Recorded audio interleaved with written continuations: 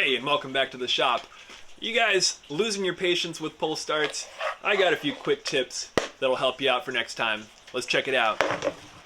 This particular unit is out of a snowmobile, which means it uses this very thick number 7 pull cord, and it's got about 8 feet of it on the spool.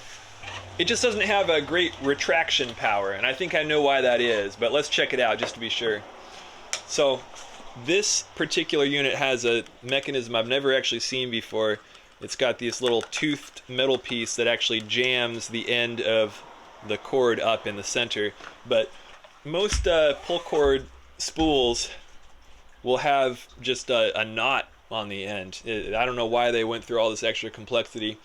So first thing I'll do when I'm changing a cord or doing any maintenance on these spindles is pull them all the way out and make sure that the hole here is in alignment with the end of the spool. Most pull cord covers will have holes in the outside, and I'll stick a pick or a screwdriver through just to keep it from rotating. But this one does not have anything of the sort, so I'm just going to put a woodworking clamp on it, like so. Now we take a screwdriver, push that little metal piece out. It's actually kind of a nice system. That's all it is. And out comes our cord. This one's in pretty good shape besides being a little oily, so I'm just going to throw it right back in there. So once we're here, we've got the cord out. This unit is all the way at its maximum spring tension. I can't turn it any more than that. But once you have the cord out, you can give it a few more rotations if you need more spring tension. The thing is, the springs will just lose tension over time. They wear out, and you might need to pull these apart and give them an extra turn or two, usually clockwise, periodically, just to keep up that spring tension. You want to make sure that the tag end is not sticking up where it can catch on any of these drive dogs or mechanisms. That's one nice thing about this system, is you don't have any chance of it popping up and getting fetched up. So make sure your tag end is a little short, and always give it a little buzz with the torch here before you put it back together. So of course if you got frayed end like that,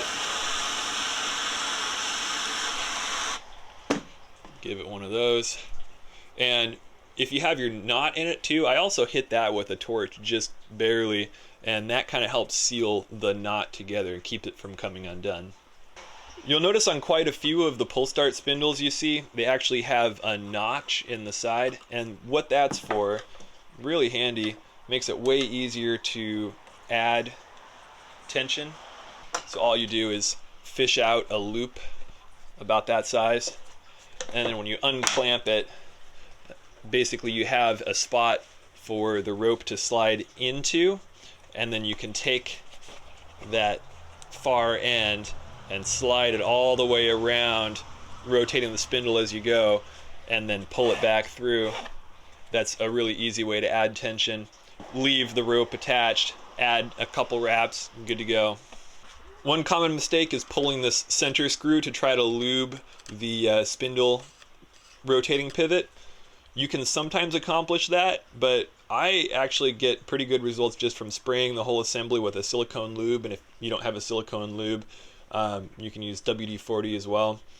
The silicone lube is pretty good for plastic on plastic, and it doesn't gum up so badly as a heavier grease. And you can use a little machine oil as well. But if you pull that center screw, you got to be very, very careful. This whole spindle will likely be loose at that time. It can pop out, and the clock spring inside can jump out, and let me tell you, you're never going to get one of those suckers back in. Wow, you're in for a world of hurt if that pops out of there. So generally keep that center screw retained, unless you can be very, very delicate, or you clamp the spindle down. You can pull these drive dogs out and maybe shoot some lube in there from underneath. So you noticed I was talking about drive dogs a little earlier there. That's the dog I'm talking about. It's just the part that interfaces with the spindle nose or the basket that is on the end of the crankshaft. When you pull the rope, you want to make sure that dog extends out radially so it can catch on that basket. If you have a pull start that skips or judders or doesn't engage at all, that's what's wrong there, is you don't have enough lubrication on this this spindle area. Or you have a broken spring. In the case of the style that has pawls that rotate out like that, it'll have like 1 or 2 or 3 pawls. Sometimes the springs on those can actually break from corrosion, so you might need to replace those. Here's another fine point. You might get the rope fetching up in the housing. See how that's not retracted all the way? This actually has too much rope in the housing, which is why it's binding up. So it is not retracting all the way. It'll sometimes get unlucky. The rope will pile up on itself and it'll rub on the housing as it retracts. Make sure you have the correct thickness of starter rope. If you use too thick of rope, you're gonna get that rubbing all the time. And you won't have enough cord to get a good pull. So these are 3 sizes you're likely to encounter when you're replacing starter rope. This number 7, and that's 32nds of an inch. You can see it's 7/32 diameter, which makes it a number 7. This is used for heavy duty or high compression applications like snow blowers or snowmobiles. This middle of the road, I think this is a number 4, is your general purpose. You're gonna find in pressure washers, most chainsaws, and things around that size. I like using a number 4 because you can fit more of it on the spool. Even if it's designed for a number 5, generally the 4 is more than adequate. And this is, I think, a number 3, which is for your very lightest duty stuff like string trimmers.